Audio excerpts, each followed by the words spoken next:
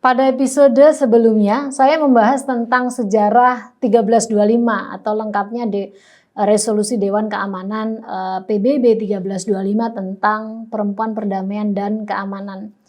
Nah, saya ingin menjelaskan lebih detail bagaimana kerangka ini sebenarnya. Dan saya rasa ini sangat bisa dikembangkan oleh banyak bidang yang itu beririsan dengan tentu saja situasi konflik baik yang terbuka maupun tidak terbuka. Ada 4 hal penting di dalam kerangka Women, Peace and Security. Yang pertama adalah kerangka ini mengingatkan kepada kita selalu tentang bagaimana kita jangan sampai lupa pengalaman perempuan itu diverse atau beragam. Setiap perempuan memiliki keunikan, pengalaman, dan keunikan itulah maka penting untuk dilihat dengan kacamata interseksional.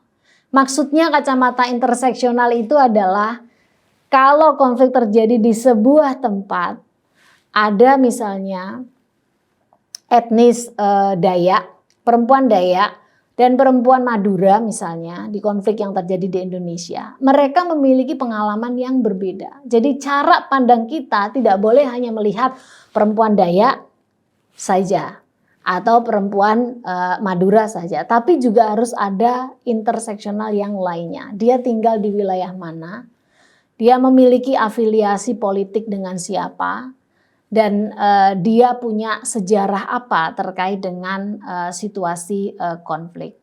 Keberadaan dia menjadi bagian dari etnik tertentu itu juga sudah memberikan elemen interseksional yang pasti akan berbeda.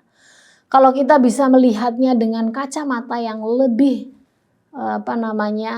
jernih, maka kita akan mendapatkan keunikan-keunikan itu dalam tidak hanya situasi gender based violence mereka, tetapi juga pola-pola mereka melakukan perlawanan atau resistensi di dalam komunitasnya. Nah, perspektif interseksionalitas inilah yang selalu menjadi kekuatan di dalam Women, Peace and Security.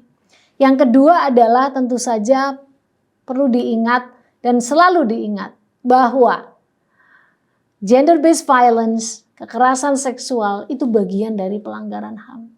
Saya katakan lagi, gender based violence sama sexual violence itu bagian dari pelanggaran HAM. Jadi reporting pelanggaran HAM dalam konteks konflik ataupun bukan konflik, kedua bentuk kekerasan ini yang terjadi khas pada perempuan menjadi penting untuk dicatat dan penting untuk mendapatkan keadilan.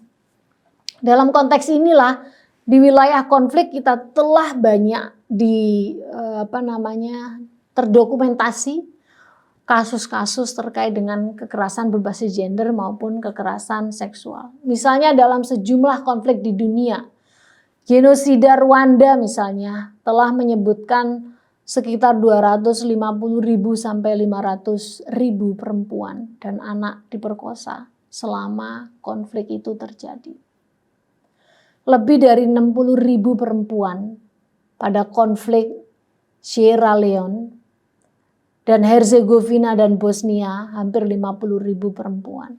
Di Indonesia sendiri juga banyak kasus-kasus di mana kekerasan berbasis gender dan seksual terdokumentasi baik sebenarnya oleh sejumlah pihak. Kalau teman-teman buka dan search di Google misalnya, laporan Komnas Perempuan terkait dengan kekerasan berbasis gender dan seksual di Papua misalnya, itu terdokumentasi dengan sangat bagus. Testimoni hampir banyak korban-korbannya dalam sebuah buku berjudul Stop Sudah.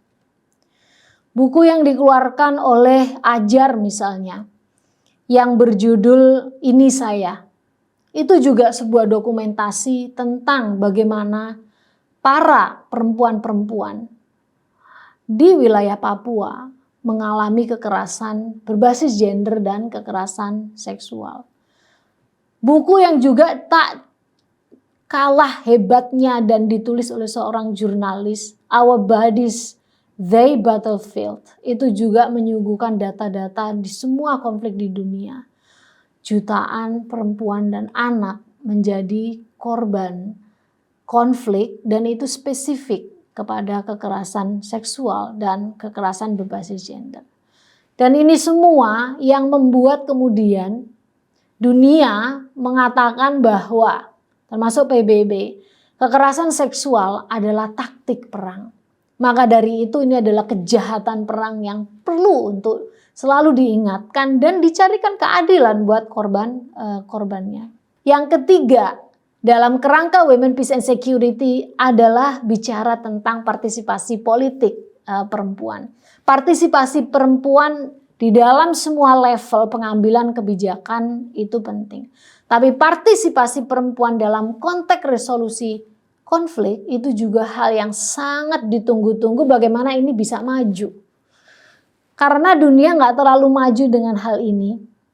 Kita tarik deh di konteksnya Indonesia. Ya, ada 3 perjanjian damai yang sudah dilakukan. Yang pertama ada Helsinki lah kita punya ya cerita. Tidak ada satupun perempuan diundang. Ada 1 perempuan yang hadir itu sebagai advisor, bukan bagian dari signatory di dalam konteks perundingan damai. Tetapi itu pun sudah membawa sedikit proses yang berbeda. Di Malino 1 dan Malino 2 ada sejumlah perempuan yang dilibatkan. Malino 1 terkait dengan penyelesaian kasus Poso dan Malino 2 terkait dengan penyelesaian kasus Ambon. Ada representasi perempuan dari pihak-pihak yang berbeda.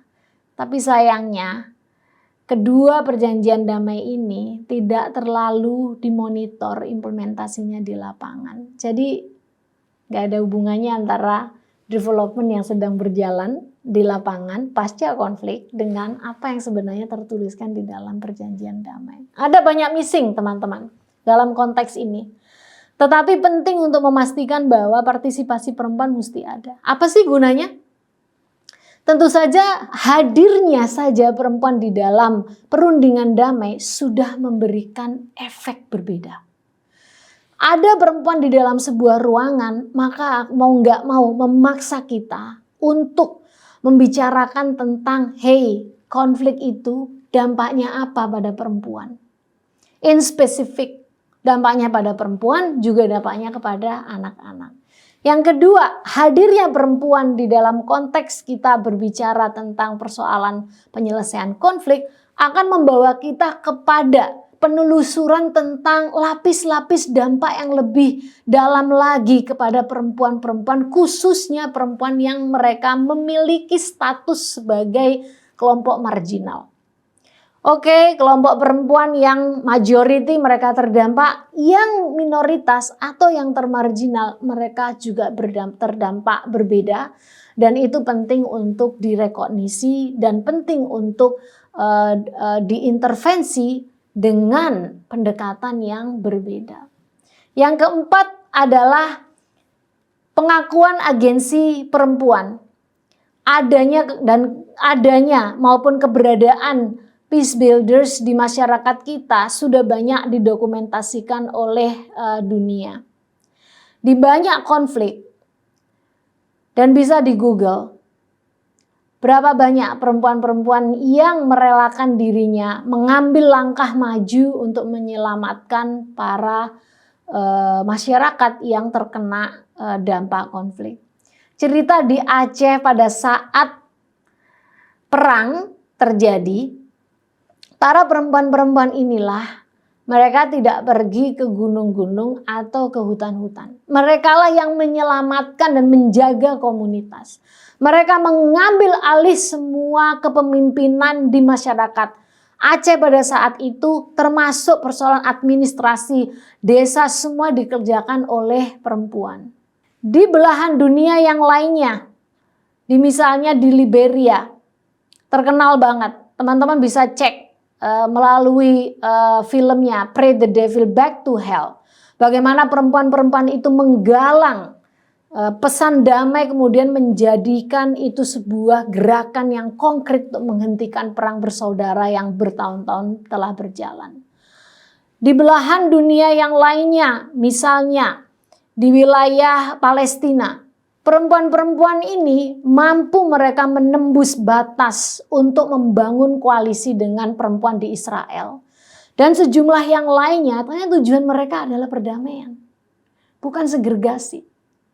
Dan mungkin ada banyak cerita-cerita yang pasti akan teman-teman temui gitu ya.